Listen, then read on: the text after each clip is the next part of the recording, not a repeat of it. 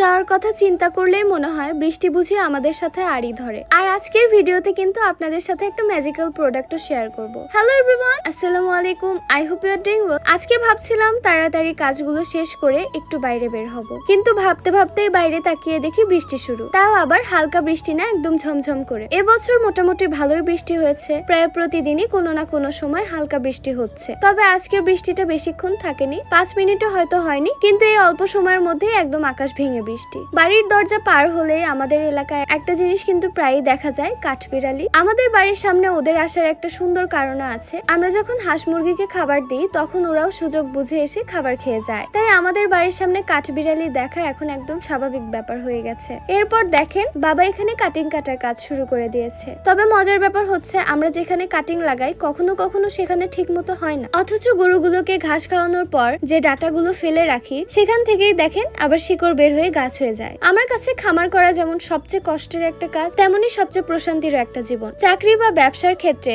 একটা নির্দিষ্ট সময় থাকে। চাকরিতে 5 ঘন্টা, 8 ঘন্টা কিংবা 12 ঘন্টার ডিউটি। একটা সময় শেষ হলে কাজ শেষ, এমনকি একটা নির্দিষ্ট সময় পরে অবসরও আসে। কিন্তু খামার জীবনে আসলে কোনো অবসর নেই, এখানে 24 ঘন্টাই যেন ডিউটি। আমরা রাতে ঘুমাতে গেলেও মাথার ভেতর চিন্তা থাকে গরুগুলো ঠিক আছে তো। এবার আপনাদের সাথে সেই ম্যাজিক্যাল প্রোডাক্টটা শেয়ার করি। আমরা যারা মাঠে ঘাটে কিংবা খামারে কাজ করি, অতিরিক্ত পরিশ্রম করি, তাদের পা রুক্ষ হয়ে যায় বা গোড়ালি ফাটার সমস্যা কিন্তু খুবই স্বাভাবিক। সামনে শীতও আসছে, তখন এই সমস্যাটা অনেকেরই আরো বেড়ে যায়। খামারের কাজ করতে গিয়ে আমার পা অনেকটাই রুক্ষ হয়ে গিয়েছিল। ধুলাবালি, কাদামাটি এসবের কারণে তো পায়ের যত্ন নেওয়া আরো কঠিন। তাই আমার কাছে ছোট্ট একটা সলিউশন আছে, ইউকিং স্নেক অয়েল ক্রিম। এটা আপনারা পেয়ে যাবেন 360 শপ বিডিতে। আমি বেশ কিছুদিন ধরে এটা ব্যবহার করছি। ব্যবহার করার আগে কুসুম গরম পানিতে কিছুক্ষণ পা ভিজিয়ে নিয়ে ভালোভাবে মুছে নিতে হবে। এরপর ক্রিমটা পায়ে লাগিয়ে কিছুক্ষণ সুন্দর করে ম্যাসাজ করি। এটা সাধারণত সকালে আর রাতে নিয়মিত ব্যবহার করতে হয়। আর নিয়মিত ব্যবহারের পর আমার নিজের পায়ের রুক্ষতা ধীরে ধীরে কমেছে। পা আগের তুলনায় অনেক বেশি নরম ও মসৃণ লাগছে। যাই হোক, সারাদিনের ব্যস্ততা শেষে সন্ধ্যায় আমরা বের হয়ে পড়লাম কিছু প্রয়োজনীয় জিনিসপত্র কেনাকাটা করার জন্য। সারাদিন এত কাজ করার পরও এত এনার্জি কোথা থেকে পাই, এটা হয়তো অনেকেই ভাবতে পারেন। আসলে শুধু শরীরের এনার্জি সবকিছু না, মনের এনার্জিটাও অনেক গুরুত্বপূর্ণ।